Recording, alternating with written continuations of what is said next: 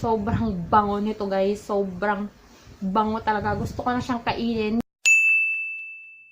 Hey guys! Welcome back to my channel. May haul na naman tayo. And if you're first timer here on this channel, I encourage you to click the subscribe button down below. And of course, do not forget to click that tiny bell button for you to be notified every time that I upload a video here on this channel. So sabi ko nga guys, meron nga tayong haul and medyo na parami-rami. Meron tayong isang box dito. And then meron pa tayong paper bag dito. Ayan. So gusto kong simulan muna sa nasa paper bag. Ang arte. Gusto ko tong nasa paper bag muna guys. Kasi mas konti yung laman niya. So, simulan natin sa Precious Skincare Cosmetics. Nagpadala ulit si Sis Jen ng kanilang napakadaming lip tints guys. Oh my gosh. Ako naiyan ako eh. Naiyan ako pang Sis Jen kasi lagi siyang ang daming pinapadala na mga ganito. Ayan guys, ito na yung bagong packaging nila. 'Di ba yung ni-review ko dati guys, black pa yung yung kanilang lid. Ngayon, gold na siya. And yung bottle niya guys, frosted na rin siya na ganyan. Hindi na siya yung parang dati na clear lang siya. Actually, meron siyang 3 na bagong shade. Ito guys, yung kanilang Charmy. Ito yung bago ngayon na shade nila. Let's swatch. This is the Charmy. Ayun, na-swatch ko na.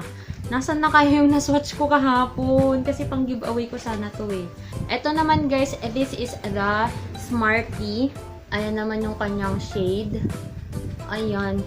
Water-based pala to guys ha, kung nagtataka kayo. Kasi yung iba, tinatanong kung water-based or oil-based siya. And meron din silang stunning! Oh my gosh, munti ko na siyang mahulog, besh! Eto, this is the stunning naman. Ayan, ganun.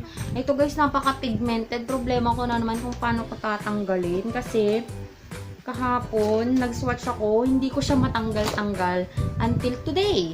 Ayan, so ganyan lang siya. By the way, if you haven't watched my Precious Skincare Cosmetics Lip and Cheek Tint na swatch and review, I will just put the link down below guys para makita nyo kung ano yung mga shades na yan. Kasi meron silang, if I'm not mistaken, 8 shades. And guys, meron din siyang pinadala sa akin na yung bago nilang product which is the brow pomade. Ayan, meron siyang pinadala na dark brown. Tanggalin natin yung seal.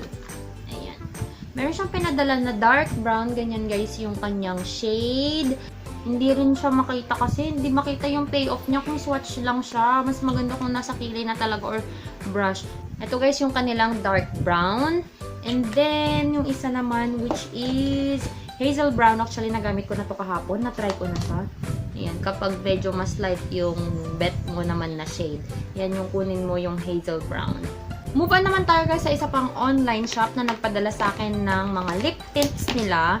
Ito guys, meron silang Instagram shop. And ililive ko na lang yung link down below. And this is the Micaela Lip and Cheek Tint. Meron siyang pinadala na 1, 2, 3, 4, 5, 6 shades. And guys, ang ganda ng packaging niya. Ganyan yung kanyang yung kanyang label. Para siyang may pag-glitters na pangyayari dyan. Ayan, o diba? Ang ganda, ang social, ang lakas makapaprinsesa, maka-kingdom, ganun. And meron na din siyang ingredients dito.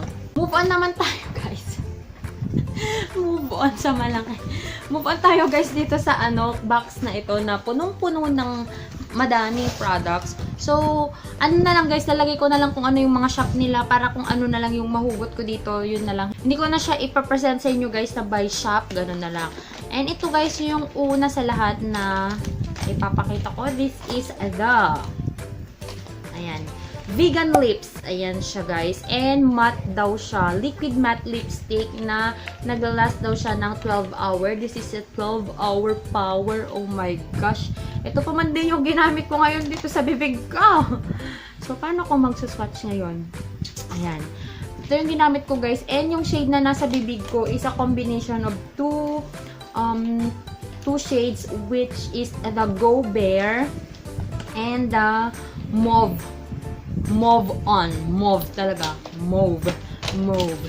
Ayan guys, pakita ko lang sa inyo yung yung mismong packaging ng mismong product, hindi yung box niya. Actually, kapag ganyan, nakikita mo na yung shade niya. Guys, ang lakas maka high-end product yung kanilang packaging. Ang ganda, diba? Tapos makikita mo na dito yung shade ng product na gusto mo. I-review natin yan. Gagawin natin ng swatch and review kung talagang naglalast ba siya ng 12 hours as claimed sa kanilang packaging. And next naman guys, this is the Vitamist Refresh and Protect with SPF 90. Bonggang-bongga guys. Sorry, medyo basa yung box niya. Kasi actually, yung product galing sa fridge. Nilagay ko siya sa fridge kasi ginagamit ko to guys. Everyday ko siyang ginagamit mula nung na-receive ko siya. Kasi nga mainit, diba? Summer pa. Actually, kahit patapos na yung summer na sinasabi nila, feeling ko talaga summer pa. Sobrang init dito sa amin and wala pang tubig. So, ito yung ginagamit ko guys. Bago ako lumabas, nag-spray ako ng ganito with SPF 20 siya and non-greasy and water resistant siya. So, maganda siya kahit pumunta ka sa beach and ganyan lang. Yung mist niya, mist talaga siya. So, napakaganda. And yung amoy niya is amoy baby, parang ganda, parang powder. Sayang lang, hindi ako pumupunta ng beach ngayon. Pero, ang sunblock kasi guys, kapag may mga SPF talaga yung mga product natin, in need talaga tayo ng ganyan. Lalo na kasi dito sa Philippines, sobrang init everyday. Every time nalalabas talaga ako or kahit nandito ako sa loob ng bahay, gusto ko talaga nag-SPF ako kasi yung sun rays pa din, pumapasok pa rin yan. So, kailangan natin na to protect our skin from premature damage or premature wrinkles. And then, meron din tayo dito na hair potion guys. Hindi ko alam kung ano ito, but feeling ko pang pakapal ng brows and blushes. Kasi mata yung nandyan. Tapos hair potion, sabi niya. So, baka siguro sa ano. Ayan. Tapos may brows din. Tingnan natin. Ooh, nice! Ayan guys, yung kanilang packaging. And kapag titingnan natin yung applicator niya. Ay, Dove Foot applicator. Akala ko yung pang mascara or pang brow, ganun. So, meron siyang castor oil, almond oil, and aloe vera, and grapeseed oil. Ewan ko na lang kung hindi pa kakapal dito ang ano mo, lashes mo, at brows mo kasi.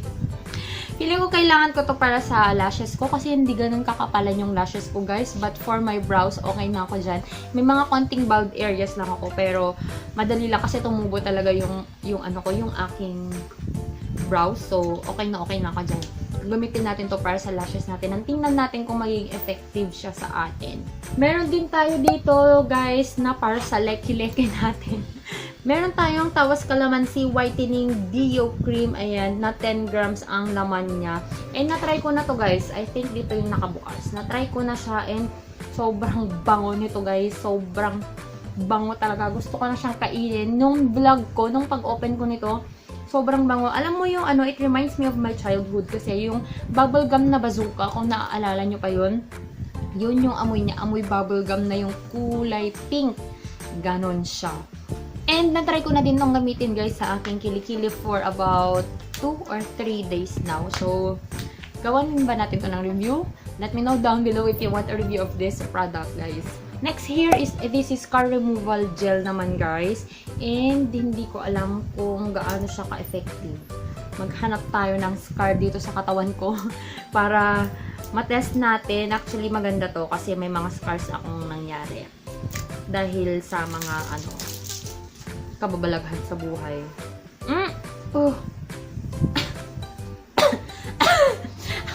Ginanong ko sa ilong ko, ang tapang ng amoy. Amoy lasa, sabihin ko sana. Amoy ano siya? Amoy lemon. Na parang may mint. Ganon. Kaya, napagano ko. Mabango naman siya. Hindi na siya mabaho or what. Pero malakas lang talaga yung amoy niya. So, titingnan ko pa kung gaano siya ka-effective. And wala siyang directions. So, tatanungin ko yung seller kung paano siya gamitin. Or paki-apply lang naman siya. O, diba? And next naman guys, meron tayo dito wartless. Ito guys, sa mga may problema sa warts. Actually, meron din ako sa mukha. Pero, sobrang ano lang siya, minimal pa lang siya. Hindi siya yung masyadong nahalata. Lalo na kapag naka-makeup na ako, hindi na siya nahalata. Yung iba kasi, nagda-darken na talaga. So, baka ito na yung ano nyo guys. Baka ito na yung pangangailangan nyo sa buhay nyo. And, this is the Wart and Mole Removal Cream. Ang ganda ng packaging ha, in fairness. acrylic talaga siya and nakikita mo na yung loob niya. Next naman dito guys is this Candy Dolls na Maggie Magic Cream Blush. Ayan o, cream blush siya. So, tingnan nga natin. Ay, nako. Mukhang makakaipon na ako ng pang-makeup look nito. And guys, in-apply ko na siya dito sa kamay ko. Ganyan na yung naging itsura niya. Actually, hindi siya cream. Para siyang watery na, para siyang ointment na watery. Parang ganun. Ayan, hindi siya creamy. Pero madali siyang i-blend guys. So, perfect to para sa mga teens. Ganun. By the way, this is the Candy Dolls Maggie Magic Cream Blush. Hindi kasi siya cream. So, yun. Pero maganda siya. Napaka-subtle ng kulay niya. Oh. Perfecto para sa back-to-school makeup nyo. Kapag mga high school, mga college, ganun na gusto nyo yun.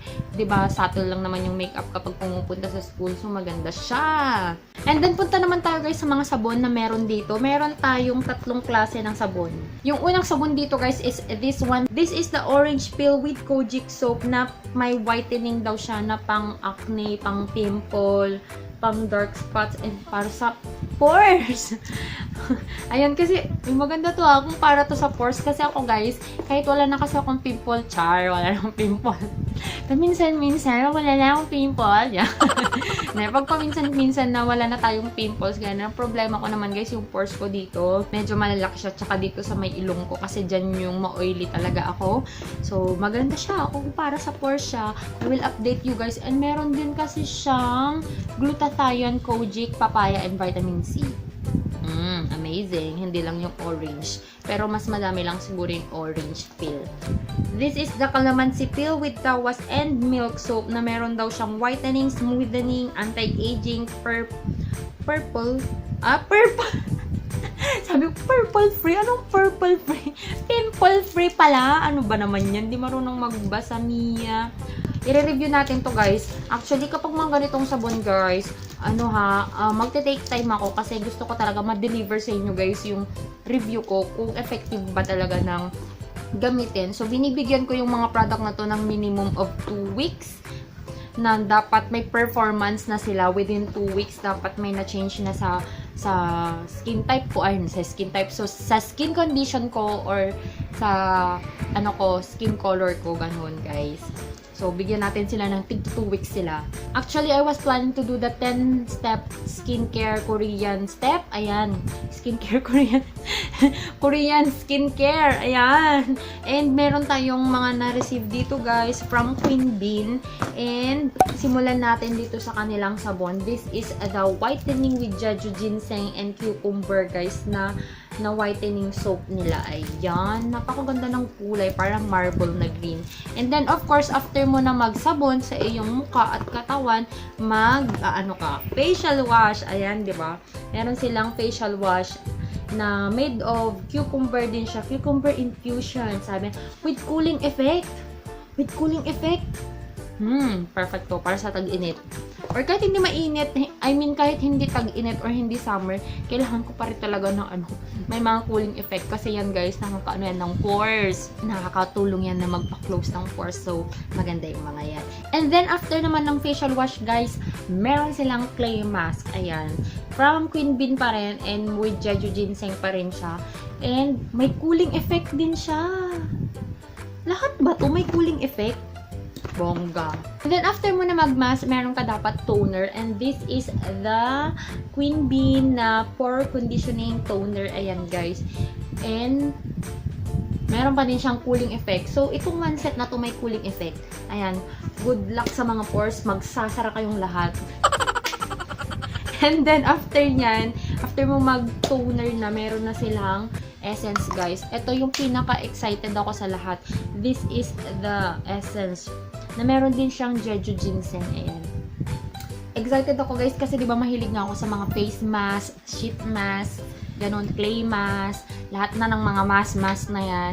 Na-try ko na. And ito kasi, yung nasa mga sheet masks, kung minsan kasi essence yung nilalagay nila dun, guys, na maganda talaga sa skin kapag morning, ganun. So, tingnan natin, guys. Na-excite ako. Na-excite ako. And then, pinaka-last naman, guys, is this one. This is the kanilang Queen Bean na lotion naman, guys. So, hindi ko alam kung nakakaputi ba tong lotion na to. Meron ba siyang whitening? Oh, instant whitening lotion. Ayan, oh, sabi niya. May instant whitening daw pala siya, Mia. Ay, guys, nakalimutan ko. Meron pala silang scrub din na pinadala sa akin. Ayan, yung kanilang scrub. So, maganda siya. Kapag after mo mag-facial wash, mag-scrub ka muna. So, gawan natin to ng review, itong lahat ng products na to, para makita natin kung maganda ba yung magiging effect niya sa skin natin. And tingnan natin kung magiging ano sila, important sa mga bath essentials ko. Kasi, pag ako talaga naging effective yung isang product, guys, doon na talaga ako. So, yun guys. And thank you so much sa mga online shops po na nagpadala. And thank you for entrusting your products to me. I will do my best to give the best review that I can para sa audience natin at para sa shops. And that's it for this video, guys. I hope you enjoyed watching this video. Kahit mahaba na itong video natin, nandyan pa rin kayo at nanood hanggang sa dulo. So, if you haven't followed me yet on my Instagram and on my Facebook, the name is Joy of Mia, and I'll talk to you guys on my next one. Bye! Mwah! Listen to my heartbeat.